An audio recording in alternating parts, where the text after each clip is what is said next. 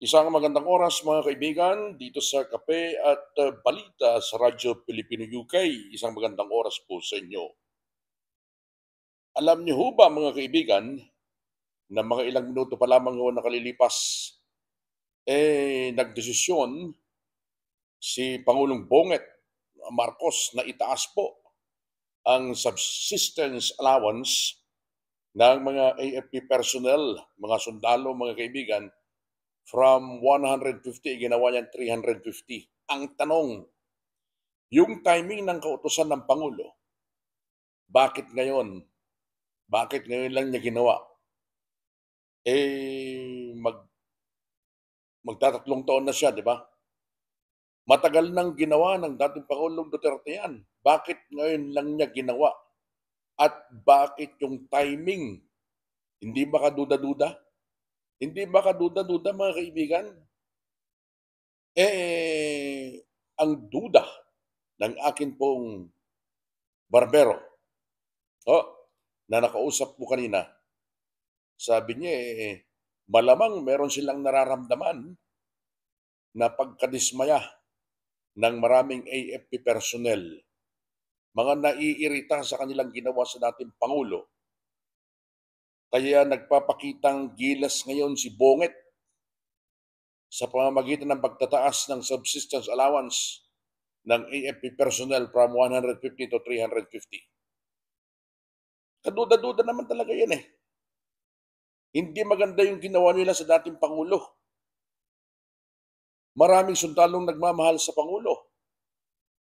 O maraming nagmamahal ng mga sundalo sa dating mga Pangulo. Maraming mga pulis ang nagmamahal sa dating Pangulo. Maliban lang kay Nick Torre. Binigyang pansin ng dating Pangulong Duterte ang mga sundalo at mga pulis.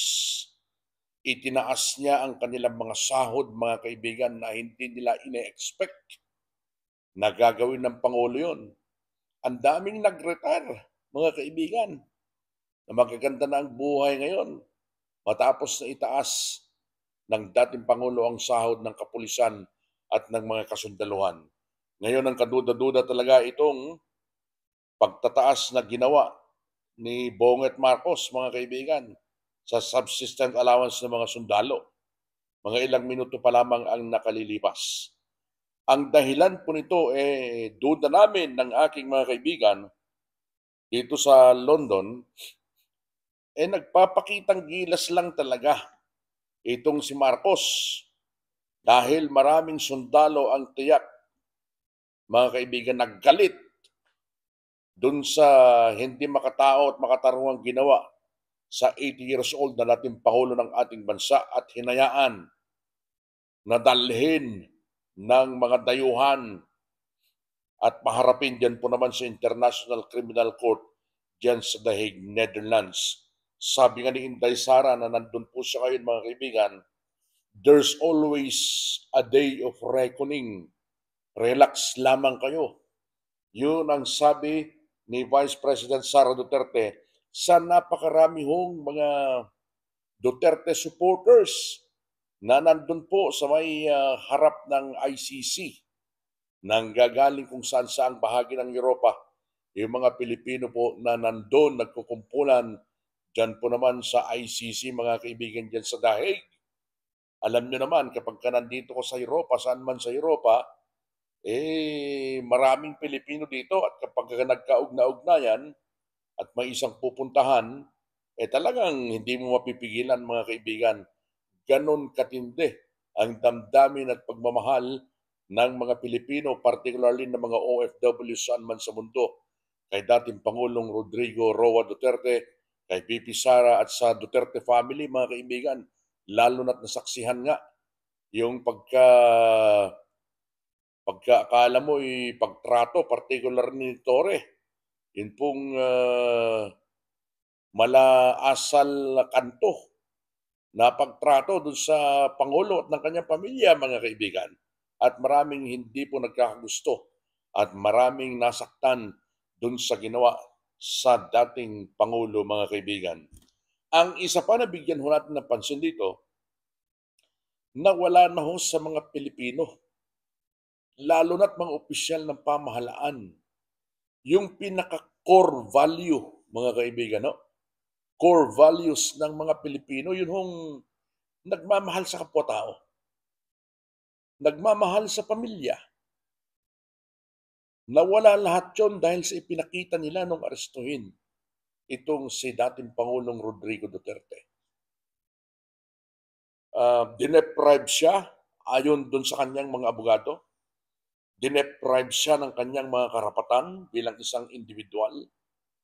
Binaliwala yung kanyang pagkatao na siya po ay isang dating Pangulo ng bansa na natapos yung kanyang termino sa loob ng 6 na taon at pilit pinaghihiwalay yung kanilang anak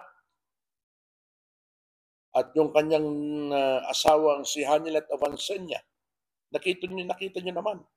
Kaya napukpok ni Madam Hanilet yung ulo ng isang soft lady ho doon sa kanyang galit dahil pilit silang pinaghiwalay. Binaliwala ho nila yung damdamin ng mga Pilipino. Yung mga ganong eksena, mga kaibigan, habag na habag tayo, mga kaibigan, di ho ba? Kasi yung core value natin mga Pilipino, yung damdamin natin sa ating kapwa, lalo na kung nalalagay sa ganong sitwasyon, matindi, hindi basta-basta mga kaibigan. At ang isa pang matindi na nawala sa bawat Pilipino, hindi naman lahat, partikular dito sa mga opisyal na to, ng Marcos administration, hindi naman lahat, pero yung mga involved dito sa pangyayaring ito mga kaibigan, nawala yung kanilang simpatya doon sa taong kanilang pinagsilbihan at naglagay sa kanila dyan po sa posisyon na kanilang kinalalagyan ngayon. Trinaidor ho nila. Yun yung traidoran ng nangyari. Bakit kanyo? Ibinunyag nitong si kasalukuyang DILG Secretary John Vic Remulla na yun palang nagmanman, sumagap ng mga intelligence para masubaybayan ng mga ikinikilos ni dating Pangulong Rodrigo Duterte ay walang iba kundi yung kanyang itinalagang DILG Secretary sa kanyang panahon. Walang iba kundi ang dating PNP Chief at DILG Secretary Eduardo Anyo, mga kaibigan. No? Hindi inalintana ni Pangulong Digong, mga kaibigan, ang anumang sinasabi noon ng kanyang mga kaibigan na hindi talaga si Anyo sa DILG, pero nanindigan siya na ito ang aking pinili, mananatili siya dyan. Di ba? Nanatili si Anyo doon sa DILG, mga kaibigan, tapos inabsorb lamang nitong Marcos administration. Ibig sabihin, pinili ni Pangulong Digong si Anyo na magsilbi sa DILG. At nung matapos yung kanyang termino, kinuha naman itong si Bonget. So naging National Security Advisor siya. Ang nangyari is siya pa yung main player, mga kaibigan. Minanmanan ang pagkilos ni Pangulong Duterte ng kanyang pamilya, pagpunta sa Hong Kong, pagbalik, at doon sila nagplano.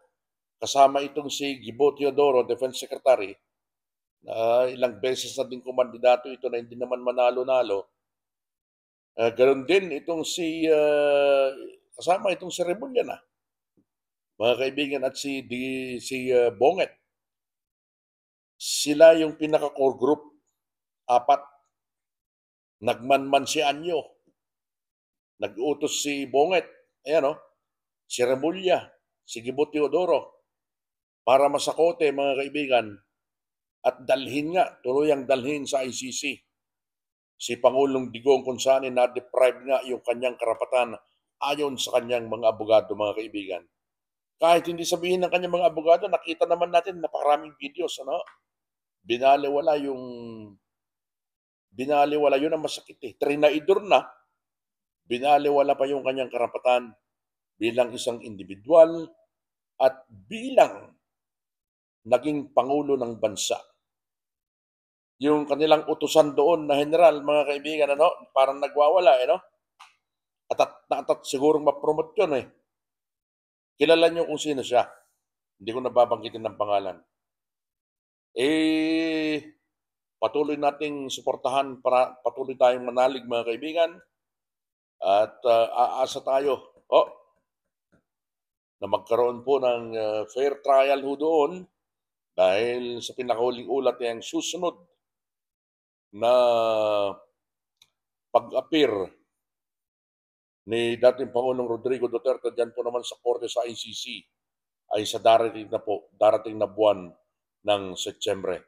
Medyo mahaba-haba ho yung pagitan, pero maganda rin ho yan para makapaghanda yung kanyang mga taga-depensa, kanyang mga abogado at mailatag ho yung kanilang tunay na mga ebidensya at laban po sa mga nag-aakusa sa kanila. Yan lamang ho, mga kaibigan, sa mga hindi pa po nakakapag-subscribe dito po sa ating Kape at Balita Radyo Pilipino UK channel. Yan, isang subscription lamang po. Hopefully, makapunta rin tayo dun sa The Hague, Netherlands at makapag-live po minsan dito, ihatid sa inyo ang mga balita live po dito sa Radyo Pilipino UK YouTube channel. Ako po si Buddy Bernardino. Bye for now, folks. God bless po.